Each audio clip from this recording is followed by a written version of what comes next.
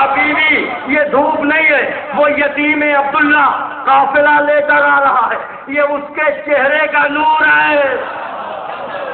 وہ یتیم عبداللہ قافلہ لے کر آ رہا ہے، یہ اس کے چہرے کا نور ہے جس سے آپ کا قصر منور ہو رہا ہے، روشن ہو رہا ہے۔ بس یہ سننا تھا کہ ایک مرتبہ جناب خدیجہ کیسی ہیں کہ جیسے ہی محمد آئے انہیں ہمارے محل میں لایا جائے، جیسے ہی محمد آئے انہیں ہمارے محل میں لایا جائے۔ اب تاریخ نے جملہ لکھا کہ جیسے ہی محمد آئے ہمارے محل میں انہیں لایا جائے، پردے گرنے لگے، بھئی نفیس پردے مخمل و دیبا کے گرنے لگے، ایک پردہ، دوسرا پردہ، تیسرا پردہ، چوتھا پردہ، 7 پردے گرے۔ اور جب محمد آگے بڑھتے تھے کنیزیں پردوں کو ہٹاتی جاتی تھی۔ جب آخری پردہ آیا وہاں کرسی رکھی ہوئی تھی، محمد تشریف فرما ہوئے، ایک مرتبہ پردے کے پیچھے سے آواز آئی، کنیز آپ پر سلام کرتی ہے، کنیز آپ پر سلام کرتی ہے، خدیجہ کا سلام قبول کر لیجئے۔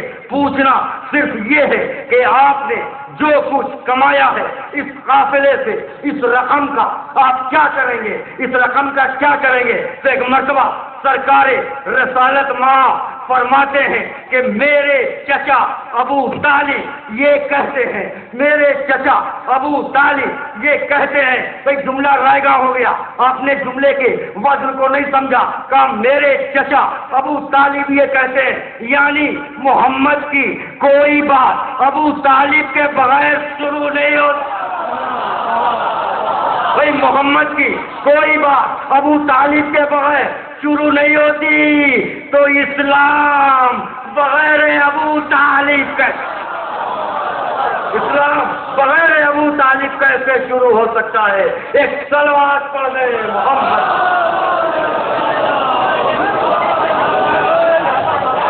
کہ میرے چچا ابو طالب یہ کہتے ہیں کہ اس رقم کے 2 حصے کروں گا، آدھی رقم سے کچھ اونٹ خرید کر تمہیں دوں گا تاکہ تم اس سے اپنی ذاتی تجارت کر سکو، اور آدھی رقم سے کسی شریف عرب کے اشرف خاندان کی لڑکی سے تمہارا حق کریں گے۔ ہائے ہائے ہائے ہائے، کسی شریف کے اشرف خاندان کی لڑکی سے تمہارا حق کریں گے۔ بس یہ سننا تھا کہ ایک مرتبہ حضرت خدیجہ نے آواز دی کہ اگر میں کسی اشرف خاندان کی اشرف ترین پاک و پاکیزہ طاہرہ کا پتہ دوں تو کیا آپ وقت کریں گے؟ کیا آپ وقت کریں گے؟ بھائی پوری توجہ، کہ اگر میں بتاؤں تو کیا آپ وقت کریں گے؟ ایک مرتبہ سرکار رسالت مآب مسکرائے کہ آپ اس خاندان کا نام بتائیے، آپ اس خاندان کا نام بتائیے، میں پہلے اپنے چچا ابو طالب سے پوچھوں گا۔ ہائے ہائے، گفتگو سمٹ گئی کہ آپ اس خاندان کا نام بتائیے، میں پہلے اپنے چچا ابو طالب سے پوچھوں گا، میں پہلے اپنے چچا ابو طالب سے پوچھوں گا۔ اگر بات نہیں پہنچی تو لفظوں کو بدل دوں، نبی کی 2 زندگیاں ہیں، نوٹ کیجئے اپنے اپنے کاغذوں پر قلم سے، نبی کی 2 زندگیاں ہیں، اعلان نبوت سے پہلے، اعلان نبوت کے بعد۔ نبی کی 2 زندگیاں ہیں، اعلان نبوت سے پہلے، اعلان نبوت کے بعد۔ اعلان نبوت کے بعد محمد جس کی پیروی کرے اسے وحی الہی کہتے ہیں۔ ایک جملہ اب تک پہنچ جائے، اعلان نبوت کے بعد محمد جس کی پیروی کرے اسے وحی الہی کہتے ہیں، اور اعلان نبوت سے پہلے محمد جس کی اطاعت کرے اسے ابو طالب کا۔ اعلان نبوت سے پہلے محمد جس کی اطاعت کرے اسے ابو طالب کا۔ ایک بار صلوات پڑھ دیں محمد وال۔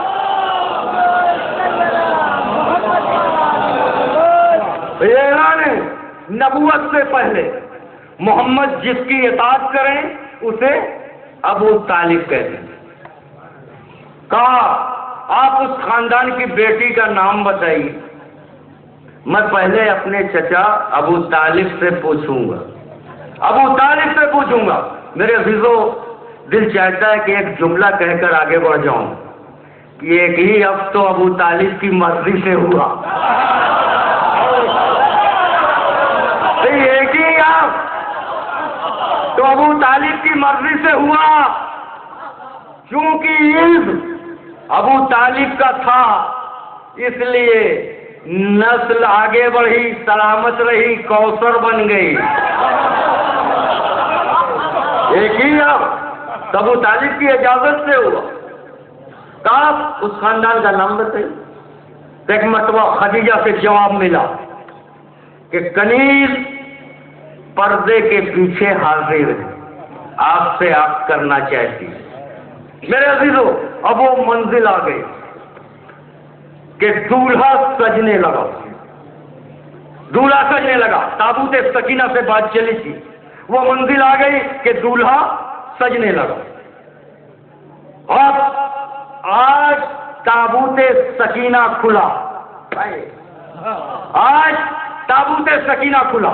ابو طالب نے ادریس کا امامہ نکالا، محمد کے سر پہ رکھا، الیاس کا پٹکا کمر میں باندھا، سلیمان کی انگوٹھی ہاتھ میں پہنائی، موسیٰ کا عصا ہاتھ میں دیا، ابراہیم کا پیرہن پہنایا، یوسف کا کرتا پہنایا، یعقوب کی نالین پہنائی۔ اللہ اکبر، دولہا سج گیا۔ بھئی جملہ حوالے کر دوں کہ یہ دولہا تھا یا سکون تھا ابو طالب کا؟ یہ دولہا تھا یا سکون تھا ابو طالب کا؟ اب جتنی تاریخ کی کتابیں لکھی گئی سب کو کھنگال ڈالیے۔ 21 شادیاں کرنے والا رسول، جتنی تاریخ کی کتابیں، ذمہ داری سے جملہ ادا کر رہا ہوں، میں جانتا ہوں کہ میری آواز ریکارڈ ہو رہی ہے، میں اپنے ایک ایک لفظ کا ذمہ دار ہوں۔ جتنی تاریخ کی کتابیں لکھی گئی ہیں سب کو کھنگال ڈالیے۔ 21 شادیاں کرنے والا رسول اگر دولہا بن کر گیا ہے تو صرف خدیجہ کے در پر۔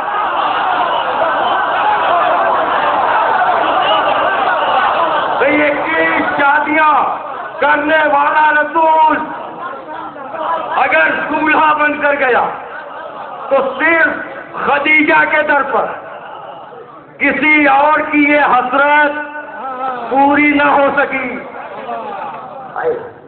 بھئی ہمارا رسول پوری زندگی میں ایک ہی مرتبہ تو دولہا بنا ہے، اور دولہا بن کے گیا خدیجہ کے گھر۔ اکابرین قریش بیٹھے ہوئے تھے، بارات پہنچی، استقبال کیا گیا، محمد بیٹھے، ابو طالب بیٹھے، بھئی خاندان والے بیٹھے، اور اب بحث چل گئی کہ محمد کا خطبہ نکاح کون پڑھے۔ اب بحث چل گئی کہ محمد کا خطبہ نکاح کون پڑھے، محمد کا خطبہ نکاح کون پڑھے۔ ایک مرتبہ خدیجہ والوں نے کہا کہ ابو طالب کے ہوتے ہوئے کس کی مجال کہ جو محمد کا خطبہ نکاح پڑھے۔ اب کتاب ترغیب المشتاقین میں محمد عمر ابن بنی بہت بڑے مصنف گزرے ہیں، ان کی کتاب ہے ترغیب المشتاقین، محمد عمر ابن بنی، وہ اس کے ذمہ دار ہیں۔ انہوں نے ابو طالب کا خطبہ نکاح پڑھ لکھا۔ لکھتے ہیں کہ ابو طالب نے ان لفظوں سے اپنے خطبے کا آغاز کیا، الحمدللہ الذی جعلنا من نسل اسماعیل و ذریت ابراہیم۔ حمد ہے اس اللہ کی جس نے ہمیں اسماعیل کا بیٹا بنایا، حمد ہے اس اللہ کی جس نے ہمیں ابراہیم کا بیٹا بنایا۔ بھئی کیا سنیا، نکاح محمد کا پڑھ رہے ہیں، تعریف اپنی کر، نکاح محمد کا پڑھ رہے ہیں، حمد ہے اس اللہ کی جس نے مجھے اسماعیل کا بیٹا بنایا، جس نے مجھے ابراہیم کا بیٹا بنایا۔ میں نے کہا ابو طالب یہ کیا، نکاح محمد کا ہو رہا ہے اور آپ تعریف اپنی کر رہے ہیں۔ کہا نادان تجھے نہیں معلوم، مجھے تو مسلمانوں کو قرآن کی ایک آیت کی طرف متوجہ کرانا ہے، مسلمانوں کو بتانا ہے کہ میرے جد ابراہیم نے دعا کی تھی کہ پروردگار میرے بیٹوں کو بت پرستی سے محفوظ رکھنا۔ تو کیا دعا قبول ہوئی یا رد ہوئی؟ تو ابراہیم کی دعا بہرحال قبول ہوگی۔ تو آپ ابراہیم کا بیٹا ہو کہ جو بت پرست نہ ہو، بھئی ابراہیم کا بیٹا ہو کہ جو بت پرست نہ ہو۔ تو آپ محمد کے سامنے کہہ رہے ہیں کہ حمد ہے اس خدا کی جس نے مجھے ابراہیم کا بیٹا بنایا، ابراہیم کا بیٹا بنایا۔ اور عزیز و دل چاہتا ہے کہ ایک جملہ کہہ دو کہ پروردگار تو نے اپنے حبیب کا ابو طالب سے پڑھوا دیا، اور قرآن میں کہہ رہا ہے کہ حل جزاء الاحسان الا الاحسان، احسان کا بدلہ احسان ہے۔ اے میرے پروردگار جب تو نے اپنے حبیب محمد کا ابو طالب سے پڑھوا دیا تو اب احسان کا بدلہ یہ ہے کہ علی کا نکاح محمد سے پڑھوا دے۔ بھئی احسان کا بدلہ یہ ہے کہ علی کا نکاح محمد سے پڑھوا دے۔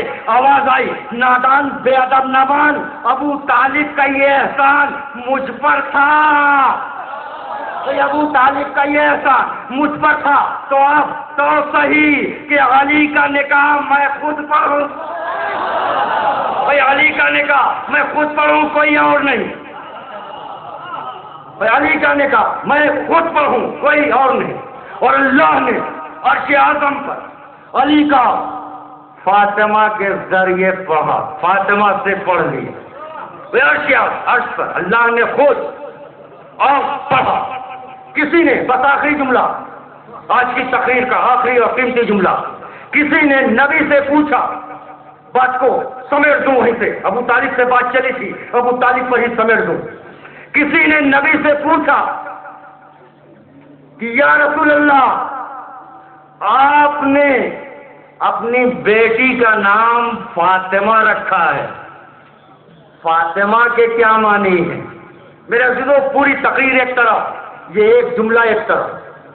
کسی نے نبی سے پوچھا کہ آپ نے اپنی بیٹی کا نام فاطمہ رکھا ہے، فاطمہ کے کیا معنی؟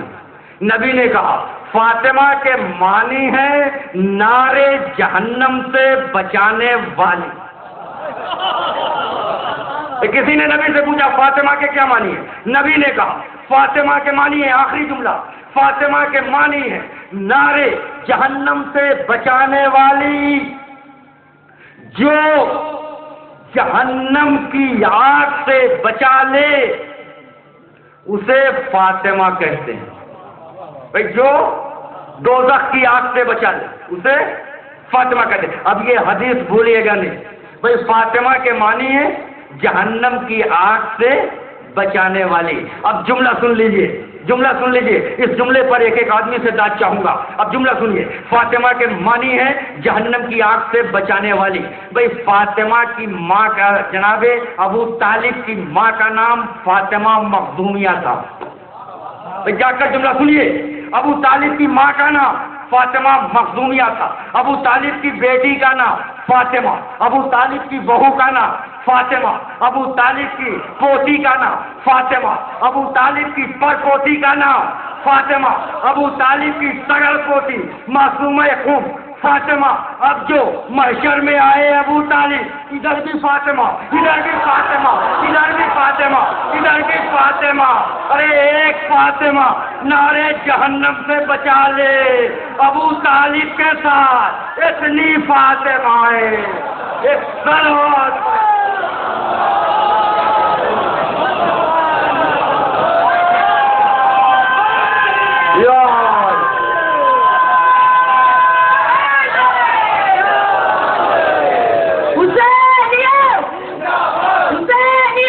زندہ باد۔